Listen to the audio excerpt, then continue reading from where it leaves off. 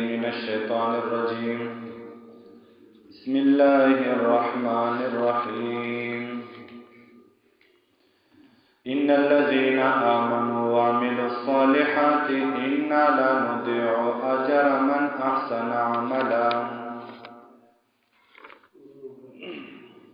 سورة کاف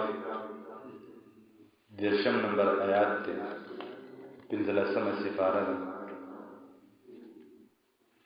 ان الذين آمنوا یقینا آکسان چیمان راوڑے دے وعملوا الصالحات او عملون کئی پسنت طریقہ باندے انا لا نضيع یقینا منگا نزائکو اجر ثواب من احسن عملا دہاغی چاچ خیستہ عمل کئی. آیات مبارکہ کی بشارت تے آغی خلقو تا چید اللہ احکامات منی. پتیر سبق کے اللہ تبارک و تعالی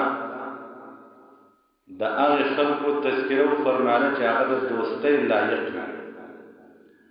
دا دوستی لائق یو آغی انسان دے چیزے صبرناک وی.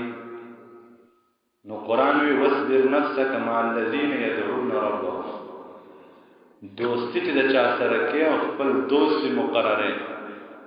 نو آغا انسان خپل دوست وگرزو چی آغا صابر ہے. او ماتاس دوی صبر پدری قسم باندې انسان صبر کی. یو انسان چې د صابر مقام حاصلیږي نو یو بدیران د ګناه نه صبر بس دا دوستۍ لایق دی. یو انسان ځان د ګناه نه صبر نو د دغه دوستی د سره مکو سن سبق بده تا په دې ګناه کې ککړ کی. نبی علیہ السلام فرمایلو وای ملګری د ملګری په دین باندې ما تاسو ته وسمره چې معاشره ګندکیږي دا د مور پلان نه ګندنه پیدا کیږي داخله خدا د ملګری نه دا ګناهونه ګندګي دا خوینه ملګری د ملګری نه دی. نو د دې وجنا مور پلان باندې اهمه ذمہواری قران دا ور اړي چې بچیلا د ډوډۍ غم دومره مکوا د په ملګرو نظر ساته. ما بچی د چا سره ناس نه د چا سره دوستان سوق دی ناس ته پاس ته درځي د چا سره. نو چې کله ته ملګری په اعلی مستی کې داخل کا ته به پته مې د سبب وي هغه باندې په مستی کې د ملګرو سره چرس کی. نو د ټولو نه زیات اهمیت د بچو په تربیت باندې چورکه نو د سمو خلکو سره عادت کړه تقار شه. دویم نمبر ملګری چې یو انسان سحر ماقام د الله عبادت کې الله رابلی دا د دوستۍ لایق دی. او درې قسم خلک دا ذکر کړل چې دا غوي سره دوستی مکو یو دنیا پرست دی. دا دوستانه او د ټول تعلقات د دنیا د لالچ د پاره کور کې نو ملګری دی کې انکار کې دشمن دی. دویم نمبر د دوستۍ لایق چې نه دی یعنی د دنه ځان ساته هغه انسان دی چې د الله د ذکر نه خالی ورځې تیرې شي هفته تیرې شي د الله ته رجوع نه کوي دا بېلمانځه دی په د الله لعنت وري د د سره دوستی او ګرځېدل تعلق نه ساته.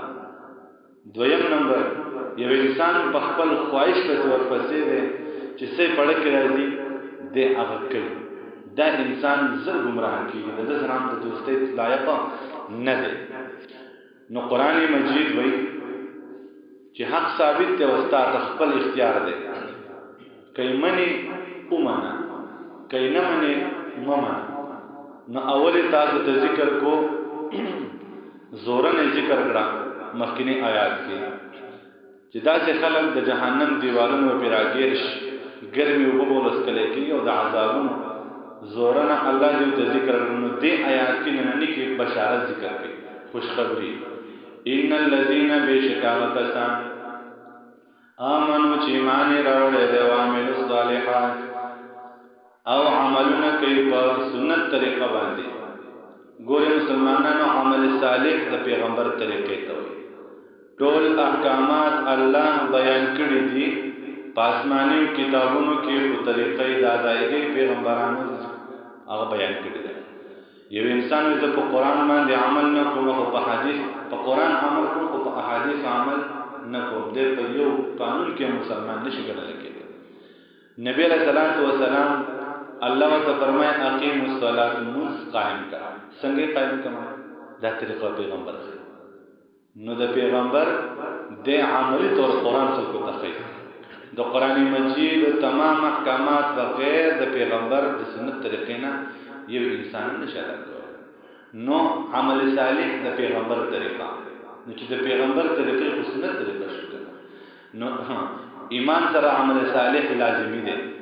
ان لا نضيع یقینا مونږ نه ضایع کوو اجر من احسن عملا ثواب دا چا چې خیسته عمل کوي. بل اولئک دا کسان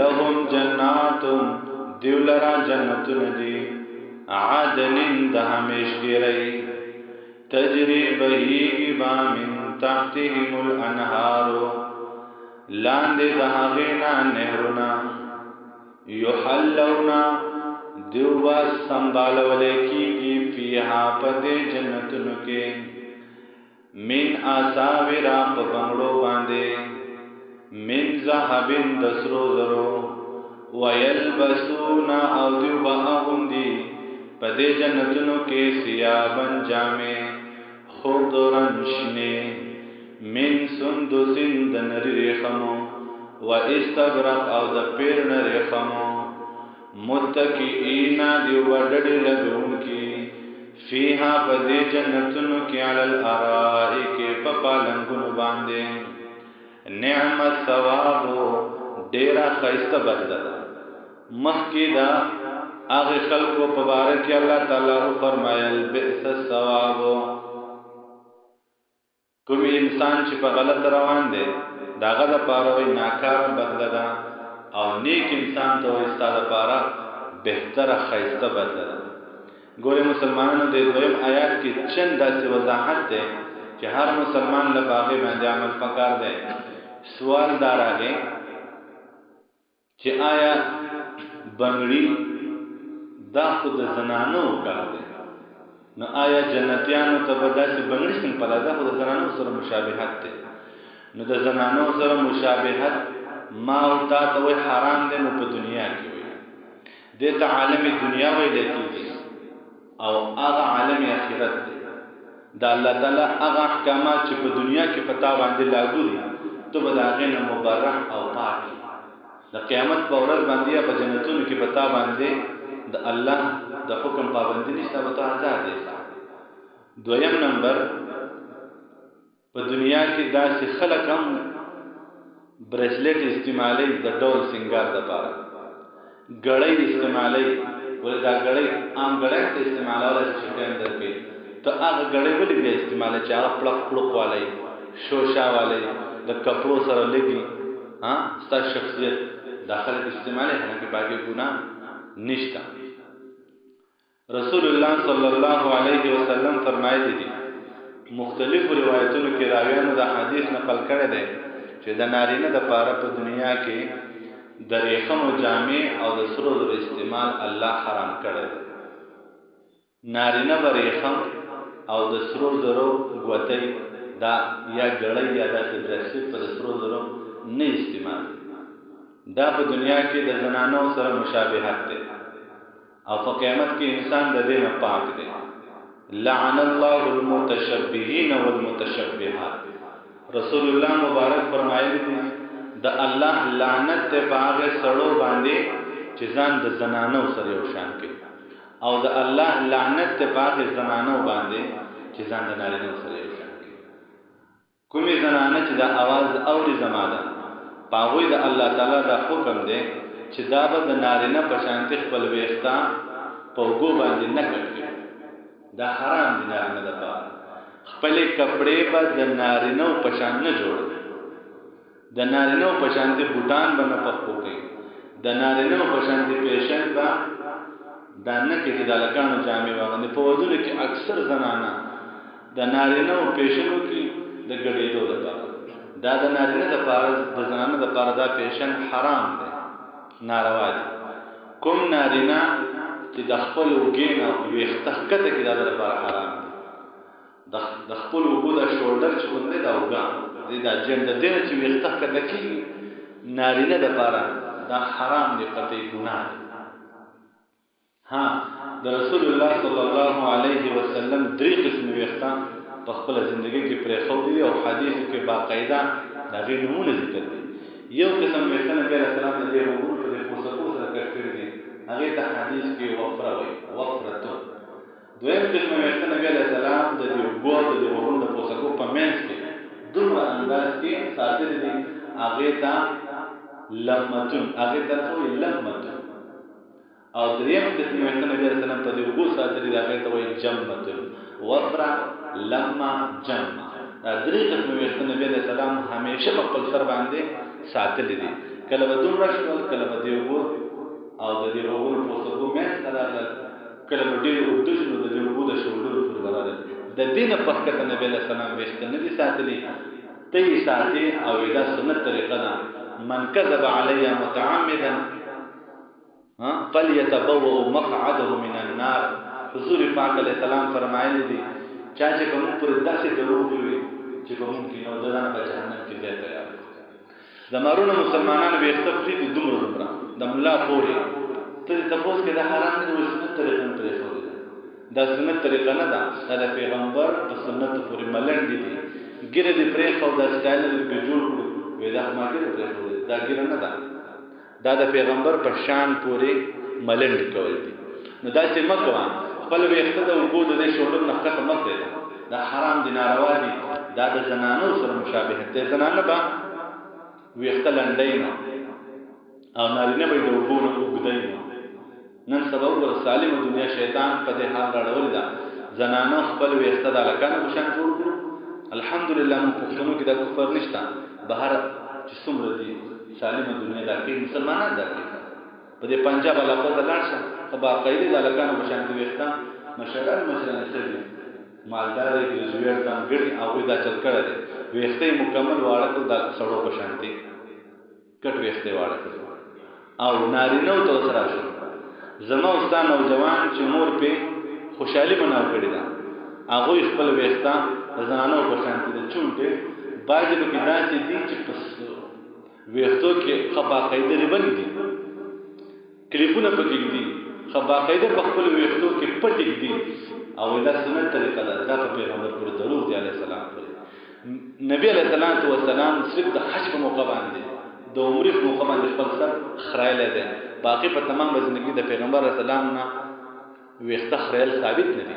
نبی علیه السلام په پوره زندګي کې یو پیر حج یو پیر حج نبی علیه السلام کړی دی عمرې کړی دي خو حج یو پیر کړی دی او کله ویښته څه کړي خریلی دي. نور نبی علیه السلام دا ویښته ساتل دا سنت طریقه ده. دویم نمبر په ویښتو کې پټه ساتل دا د زنانو سره مشابهت دی. د الله لعنت په داسې نوجوان باندې ولیږي په خپل ویښتو کې ریبن کېږي په خپل ویښتو کې کلیپ کېږي یا پکې نن سبا سیم والا پټه راځي دا په ویښتو کې ایښودي. دا دنیا نن سبا د مسلمانانو په کور کې هلکان پیدا دي دا کارونه کوي. تپوس ته وکړئ سنت طریقې پرېښودې ده. دا سټایل دی دا د زنانو سره مشابهت کوي. دا د سوشل میډیا ښایست لپاره خلکو د ځان شوګۍ دا حرام دي. په داسې نوجوان لعنت ورېږي چې د زنانو په شان دي لاسونو ته بمبې ورواچي. ډېر هلکان داسې دي چې خپل لاسونو ته مزي ورواچي. ښه باقاعده دا مزي په بازار کې خرڅېږي کلرونه خرڅېږي سور علي شین علي که چا دې تپوس کې دا د شوق لپاره پیدا کړي دي. دا د زنانو سره مشابهت دی. بعد چا نه تپوس کې دا تار دې د ابلاس ته ولې اچولی دی وایي دا مې په لاس باندې دړي دې سره زما لاس ښیي. دا شرکي عقیده ده.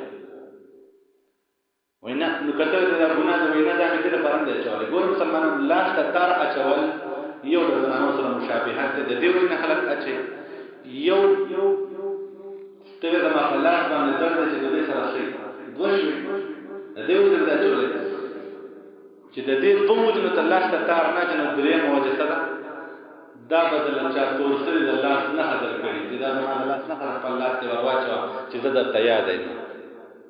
دا د هغې د بچو کې تار مې اچولی دی.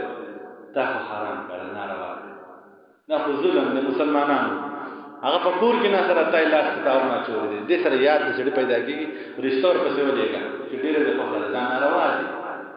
نن سبا خلک خپل ډله باطله تسلي ورکوي وای دراله جنې د لاس نه خرا کړی دا دراله محبوبې د لاس نه خرا کړی دا په دې باندې عشقونه نه قایمي مسلمانان ټول لاسونه د پړې ورواچو خو تقدیر په دې باندې نه بدلېږي عشاعر وای چې په امن ستاد کور دنن نشي خې دنګ تر اسمانه دیوال سکه کنه او دویم دا وای حقیقت ته څوک تر عمره نه خپلېږي نشانی د چا د لاس رومال سکه مخابه خلکو رومالونه بل ورکول د مینې لپاره وسله یو لاسونه د تارونه چې د مینې لپاره امن سبق سوشل میډیا دور دی خلکو یو د ضرور کوي دې باندې مینه قائم الحمدلله نو دا څه مسلمانانو دا د یو بل سره مشابهت نارینه به د زنانه مشابهت نه کوي زنانه به د نارینه مشابهت نه کوي الکان په خپل جامو ګلونو جوړ کی غاړه داسې جوړ کی چې هغه د زنانه سره بالکل مشابهت دي دا حرام دي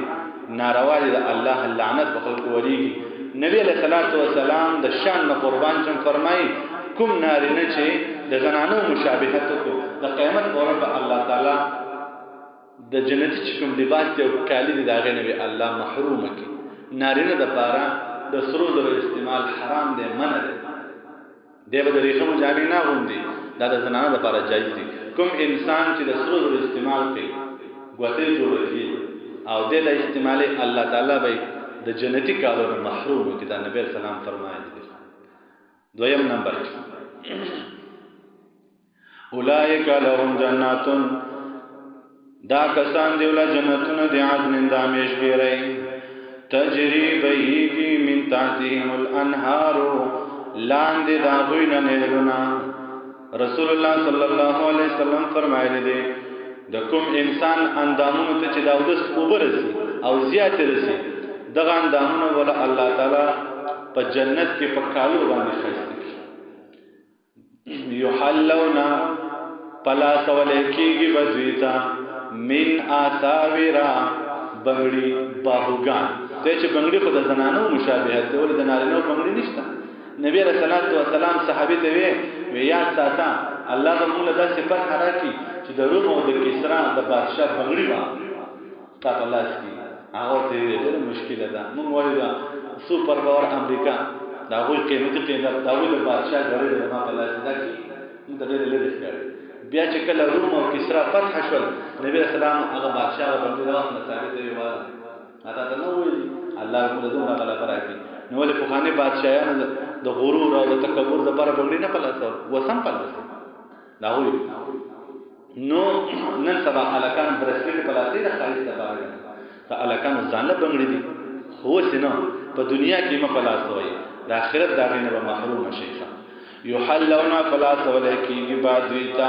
فیها پد جنتونو کی من آساورا بنگڑی دویم معنی دا من آساورا باہوگان دریم معنی دا من آساورا برسلیٹ مختلف ہے دسرو درو گڑے بہت اللہ پلاسے دسرو درو چنچن بہت اللہ پلاسے من زہبن دسرو درو ویلبسون دیوبا اغندی ثیابا جامع خودرا مشنی من سندسین د نری ریخمو و استبرق او د غټو ریخمو متکینا دیو بدل لګون کی فیها متکینا دیو بدل لګون کی فیها پد جنتونو کې علی الارائک فپالنګونو باندې نعمت ثواب ډیر خیسته بدلدا وحسنت مرتفقه او خیسته ده د بد فائدې غستلو